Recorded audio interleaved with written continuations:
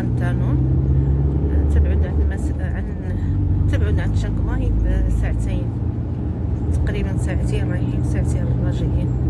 وخليكم معايا، تتمنى تعجبكم، فرجة ممتعة للجميع.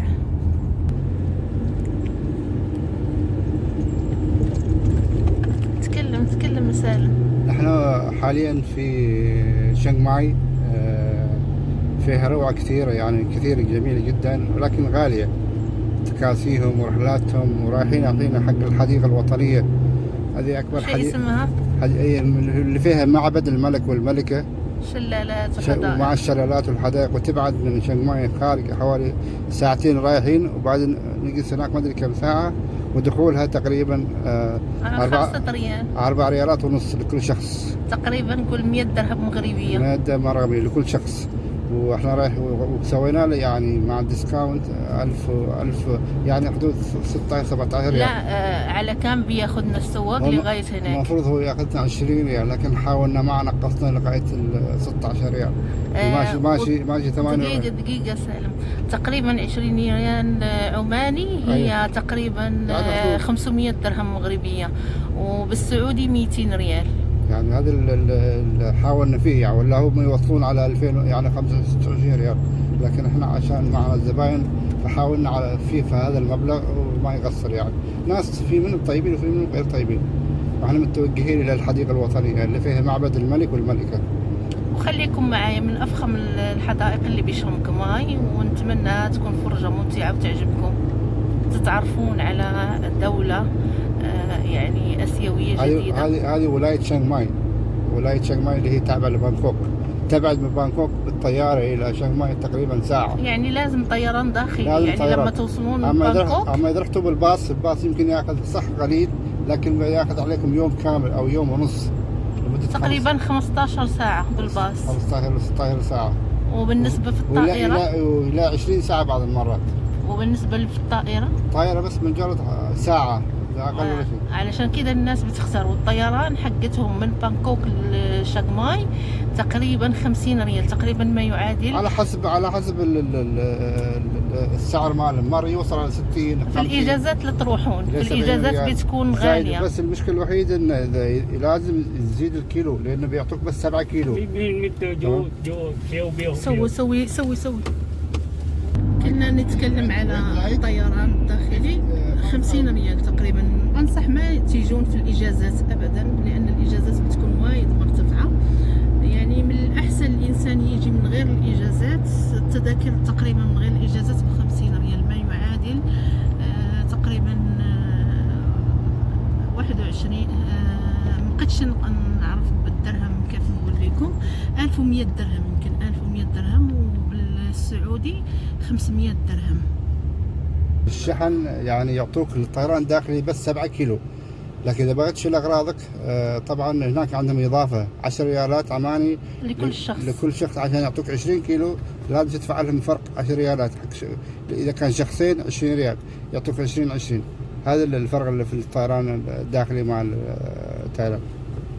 ما شاء الله الطبيعة عندهم حلوة وايد صراحة. وعندهم بيوت، تقريبا بيوتهم وسط الغابات، وفي فنادق وسط الغابات كمان. وخليكم معانا.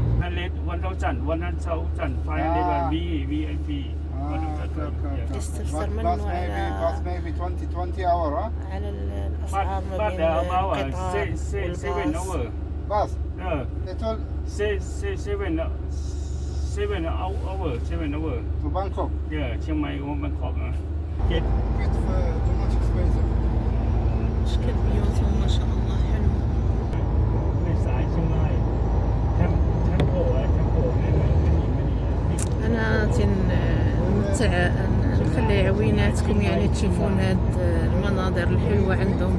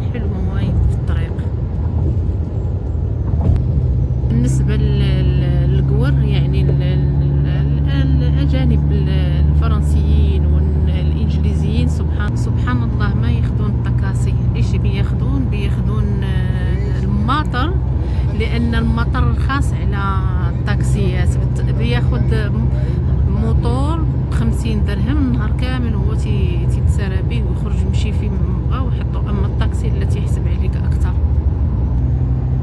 وهذه مكان ديال استراحه، اللي بغى يدخل الكافي واللي بغى يدخل دورة المياه. ما شاء الله دورة المياه عندهم نقيه. هذه دورة المياه ديال الرجال، وهذه دورة مكان يعني دايرينو حق الطريق، الناس توقف وترتاح، واللي بغات تشري واللي بغات تاكل. هذاك راه هو مطعم هناك. هنا علشان ناخذ شيء بارد عشان نطلع به الجبل، ولكن ننصحكم تسالونا لانه هما بيقولوا لكم بيقولوا بان واش حلال ولا واش فيه خنزير ولا ما فيه. قالت لنا ما ننصحكمش بالشيء الاخر، ولكن خذوا هذا على شكل اتاي. اشياء زوينه حق الفاكهه ديالهم، ولكن تخافي تاخدي تكون فيها شي حاجه فيها جيلاتين ديال الحلوف. شفتي البنات يمكن قريبين من الحديقه. هذه صعده الجبل، يعني طالعين في الصعده.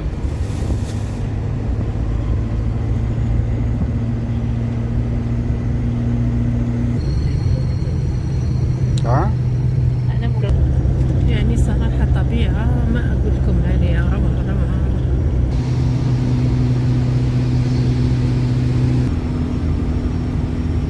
شوفون الطبيعه ما شاء الله. كل ما ارتفعنا فوق الجبل كل ما كان الجو بارد، زادت البروده. هذا راه جبل اللي طالعين فيه ما مبين، ولكن جبل مال شقماي اللي هو مال الحديقه الوطنيه اللي فيها معبد الملك. شوفوا ما شاء الله منظر جد روعه. مسوين الزراعه ولا تعرفون، هذه راه كانك طالعين لسفح الجبل. زراعه خلابه، هذه كانها قريه ما عرفت صراحه. شيء خرافي يجنن. يعني الانسان يروح لبانكوك والعاصمه من الاحسن، المناطق الجبليه افضل.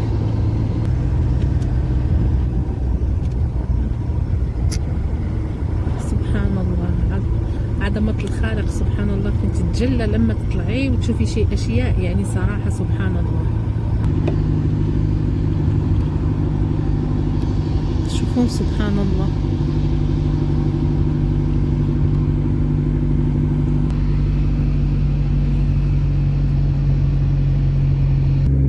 شوفوا وين وصلنا، يعني خلاص قمة الجبل.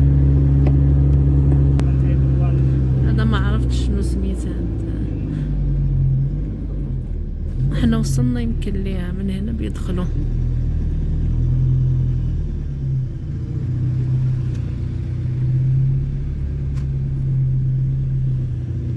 خلاتي تنزلي وتيهزك واحد فوق الاخر باش تركبي.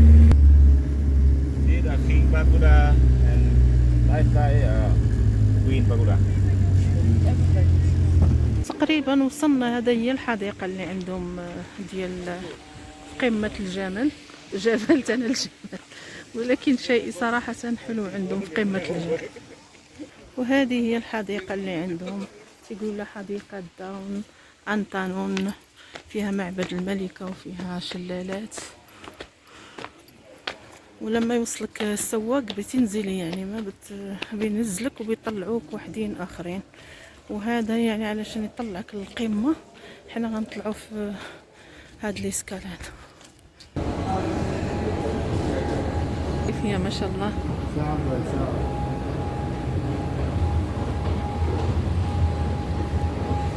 احنا طلعنا للقمة فوق. مسوين اشياء حلوة صراحة. يمكن المعبد هنا، يعني مسوينه فوق القمة، يعني المعبد. لهم حق الملكة. بدخلكم تشوفون يعني ثقافة الناس الآسيويين بيعبدون.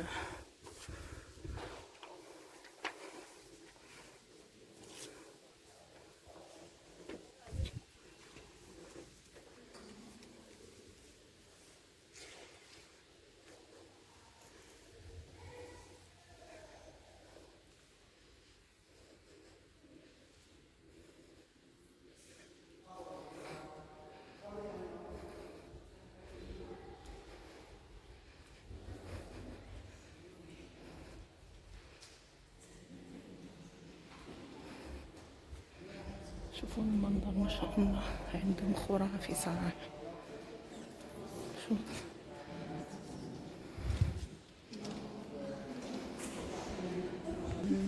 لما تطلع منه، شوف المنظر.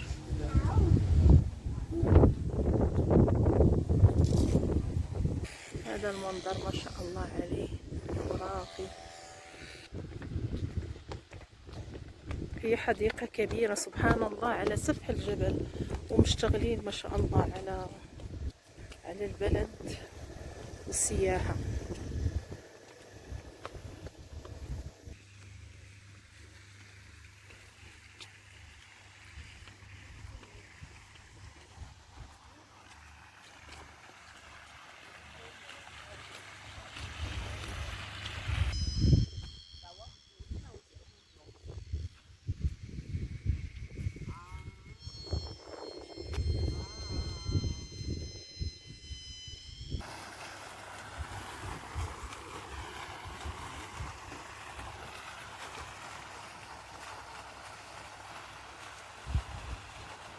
المعبد الثاني يعني معبد في معبد، يعني ما درسة عليهم ولا عارفة اي شيء يعني، ولا شيء عليهم صراحة عشان اعرف وين هو معبد الملكة وين هو معبد الملك.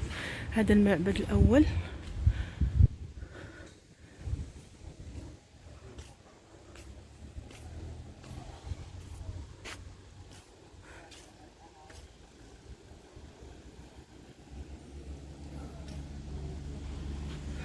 وهذا المعبد الثاني. نطلع الحين المعبد الثاني، ان شاء الله عليهم السياح وبيصلحون. المعبد الثاني ما حدخل له لان عندهم نفس الشيء، بيتبركون من ما ادري ايش هو، بس المنظر روعة صراحة. سبحان الله هم بيطلعوا وايد، موجودين تايلانديين اكثر فوق.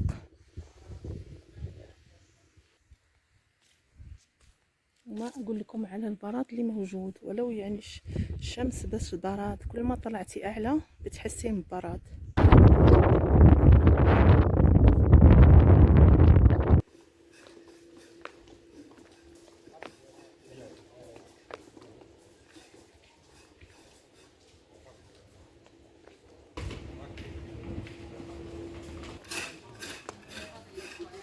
خليكم تستمتعون بهذا المنظر الرائع الجميل.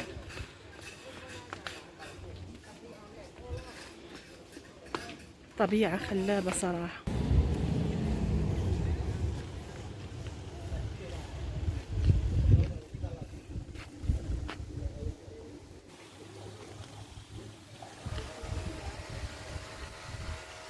وهذه حديقة آدنون أنتانون.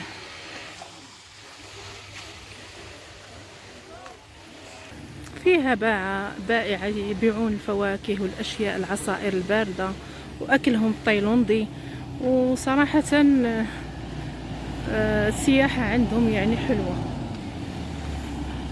لازم يطلعونك في الشكل زي كذا يعني، مثل هذا.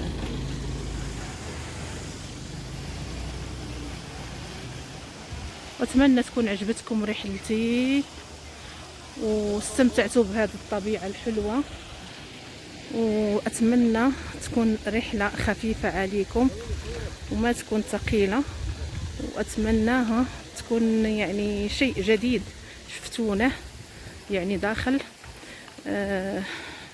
الثقافة التايلاندية. يعني شيء عندهم حلو، حدائق وصراحة وغابات وفواكه، يعني صراحة حلوة يعني تستاهل التجربة. وأتمنى تكون عجبتكم الرحلة، وشكرا. وما تنساوناش من لايك والتشجيع والبارطاج مع الأهل. وهذه هي ختام رحلتنا من جبال شانغهاي.